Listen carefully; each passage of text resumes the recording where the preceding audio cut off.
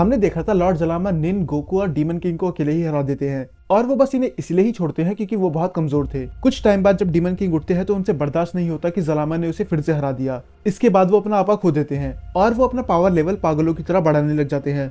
Goku इन्हें रोकने जाता है। वो कहता है कि अगर हमने इन्हें अभी नहीं रोका तो ये ऐसे ही मर जाएंगे, पर निन उसे रोकती है। वो बोलती है कि अभी इनका एनर्जी लेवल बहुत ज्यादा है, अगर हम इनके पास भी गए तो हम धूल में बदल जाएंगे। डीमन किंग अपनी हिडन पावर अनलीश कर रहे थे और ये पूरा होने के बाद भी वो बिना सोचे समझे गोकू पे अटैक कर देते हैं और वो पूछने लग जाते हैं कि आखिर एक मॉर्टल मेरे वर्ल्ड में क्या कर रहा है। गोकू को कुछ समझ में नहीं आता। वो उस पर फिर से अटैक करने ही वाला होता है, पर इस बार बीच में निन आ जाती है और वो पूछती है कि आखिर आपको हो क्या गया, पर डीमन किंग उस पर भी वार कर देते हैं। ये देखने के बाद कोत्सू उनसे लड़ने की कोशिश करता है, पर वो भी कुछ नहीं कर पाता। टोवा समझ गई थी कि इधर क्या हो रहा है। वो जैसे ही कुछ बोलने वाली थी, डीमन किंग उस पर भी वार कर देते हैं। किसी को कुछ समझ में नहीं आ रहा था कि आखिर इधर चल क्या रहा है और डीमन किंग को अचानक से हुआ क्या। तभी टोवा बताती है कि ये एक कर्ज है जो इनके फादर ने इन्हें दिया था। इनके फादर ने कहा था अगर ये अपनी हिडन पावर अनलॉक करेंगे तो इनकी सारी मेमोरीज चली जाएगी। यही रीजन है कि ये अपनी बेटी को भी नहीं पहचान पा रहे। डीमन किंग पूरी तरह से बेकाबू हो गए थे।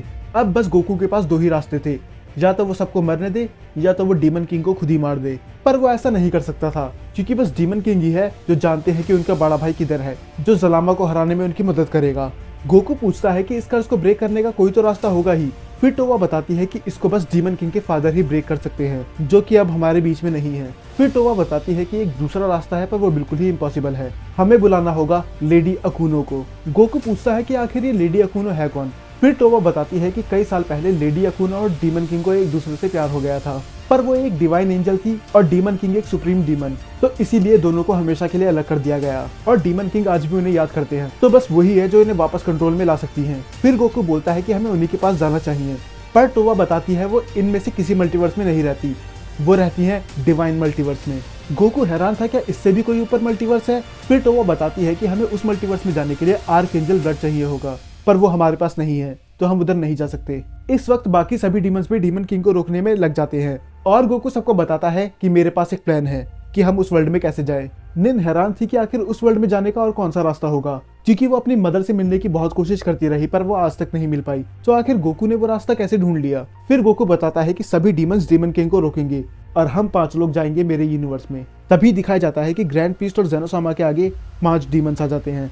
वो हैरान थे कि अब गोकू भी पूरी तरह से डीमन बन चुका है और उससे भी बड़ी बात, उसकी शादी डीमन किंग की बेटी से हो गई। गोकू उन्हें बताता है कि वो पुरानी सारी बातें भुला चुका है और गोकू बोलता है या तो तुम हमारी मदद करो वरना मैं तुम्हें जान से मार दूंगा। ग्रैंड पीस्ट और जेनोसामा दोनों ही जानते थे कि वो गोकू को नहीं हरा सकते क्योंकि वो अब एक अलग ही पावर लेवल पे था। तो वो पूछते हैं कि आखिर तुम्हें क्या मदद चाहिए। फिर गोकू बताता है उसे चाहिए सुपर ड्रैगन बॉल्स। ये सुनने के बाद टोवा और निन को रियलाइज होता है कि ये उनने कभी क्यों नहीं सोचा। निन इतने सालों से अपने मदर को ढूंढने की कोशिश करती रही पर उसने कभी सुपर ड्रैगन बॉल के बारे में सोचा ही नहीं। फिर हमें दिखाया जाता है कि निन सुपर ड्रैगन को समन करती है और वो पूछती है कि डिवाइन मल्टीवर्स में जाने का क्या रास्ता है। फिर सुपर सैंडोन उन्हें बताता है कि इसके लिए तुम्हें आर्कएंजल ब्लड चाहिए होगा और दूसरा रास्ता ये है कि 6 लोग अपनी डिवाइन पावर एक ही जगह पर अनलीश करें, पर वो बस 5 ही लोग थे। ग्रैंड पीस्ट को ये तो समझ में नहीं आ रहा होता कि ये करना क्या चाह रहे हैं, पर वो ना चाहते हुए भी उनकी मदद कर देते हैं क्योंकि उसे पता था कि अगर ये फेल हुए तो वो जेनोसामा को जान से मार देंगे, तो इसीलिए ना चाहते हुए भी वो उनकी मदद करते हैं। वो अपनी सभी पावर एक ही जगह पे अनलीश करते हैं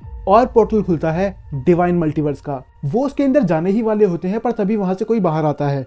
वो उस जगह का गार्ड था और वो उन्हें अंदर आने से साफ इसलिए मना करता है क्योंकि वो प्योर ब्लडेड नहीं थे और वो बोलता है कि अगर तुम्हें अंदर जाना है तो तुम्हें मुझे हराना होगा। पर पता नहीं क्यों निन उससे बहुत जानी पहचानी लग रही थी, शायद वो अकुनो की बेटी है इसीलिए, पर ये बात उस गार्ड को नहीं पता थी। दूसरी तरफ हमें दिखाया जाता है कि अकुनो और अजुनो बात कर रहे होते हैं कि आखिर ये गार्ड अपनी इतनी पावर का यूज क्यों कर रहा है। अकुनो उससे कहती है कि हमें जाके देखना चाहिए, पर अजुनो मना कर देती है कि ये वो खुद ही संभाल लेगा। गोकू अभी भी अच्छे से रिकवर नहीं हुआ था, तो इसीलिए निन, कोत्सू और टोवा उस गार्ड से लड़ने जाते हैं, पर तीनों मिलके भी उसे नहीं हरा पा रहे थे। टोवा को भी यकीन नहीं हो रहा था कि निन और कोत्सू जैसे लोग उसके सामने टिक नहीं पा रहे। उसे पता था कि वो उस गार्ड को नहीं हरा सकती, पर फिर भी एक वफादार सोल्जर होने के नाते वो उनसे लड़ने जाती है।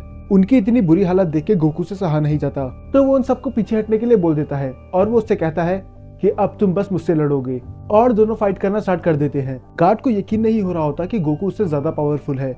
उसने कभी नहीं सोचा था कि एक मॉर्टल उसे टक्कर देगा। गोकू उस गार्ड को बहुत समझाने की कोशिश करता है कि वो इधर क्यों आए हैं, पर वो सुनने के लिए तैयार ही नहीं था, तो ना चाहते हुए भी गोकू को उसे मारना पड़ता है और उसके मरते ही सामने आती है लॉर्ड अजुनो। फिर निन उसे पूरी बात बताती है कि किस तरह डीमन किंग अपना आपा खो चुके हैं और अगर हमने उन्हें नहीं रोका तो वो पूरे मल्टीवर्स को ही डिस्ट्रॉय कर देंगे और हम लेडी अकुनो को ढूंढने आए हैं क्योंकि वही है जो उन्हें रोक सकती है। ये सुनने के बाद लॉर्ड अजुनो साफ मना कर देती हैं कि मुझे फर्क नहीं पड़ता कि तुम्हारे मल्टीवर्स में क्या हो रहा है, अगर तुम यहाँ से नहीं गए तो तुम्हें मैं ही मार दूंगी।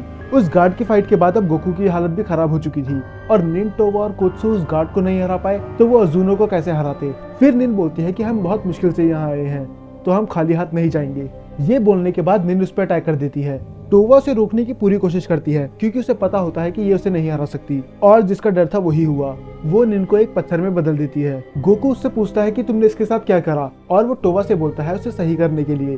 फिर टोवा बताती है कि ये उसके बस की बात नहीं है, ये बस डिवाइन एंजल्स ही कर सकते हैं। गोकू बोलता है कि हम यहाँ से चली जाएंगे पर तुम इसे सही कर दो, पर लॉर्ड अजुनो मना कर देती है कि यहाँ से कोई नहीं जाएगा, तुम लोग जिंदा रहने के लायक नहीं हो। और वो उनपे बहुत ही पावरफुल अटैक करती है पर वो अटैक बीच में ही गायब हो जाता है और तब हमें दिखाई जाती है लेडी अकुनो और वो बोलती है कि मैं इतने सालों से चुप रही पर तुम मेरी बेटी को नुकसान नहीं पहुंचा सकती। तब लॉर्ड अजुनो को रियलाइज होता है कि ये डीमन किंग और अकुनो की बेटी थी और वो उनसे बोलती है कि मुझे लगा था कि तुम इतने सालों बाद उसे भूल चुकी होगी पर तुम अभी भी उसके बारे में सोच रही हो और अब तुम उस डीमन के लिए हमसे भी लड़ोगी। फिर वो बताती है कि मैं इतने टाइम तक यहाँ कैदियों की तरह रही, वो भी बस इसीलिए कि मैं अपने लोगों को खुश कर सकूं, पर अगर मेरी बेटी को कुछ भी हुआ तो मैं तुम लोगों को नहीं छोड़ूंगी। ये सुनने के बाद गोकू को थोड़ी तसल्ली मिलती है और दूसरी तरफ दिखाया जाता है कि डीमन किंग हाफ मल्टीवर्स को खत्म कर चुके हैं और ना चाहते हुए भी लॉर्ड जलामा को उसके आगे आना पड़ता है। लॉर्ड जलामा देखते ही समझ जाते हैं कि इसने अपनी हिडन पावर अनलीश कर ली और फादर के कर्ज की वजह से इसकी मेमोरीज भी चली गई।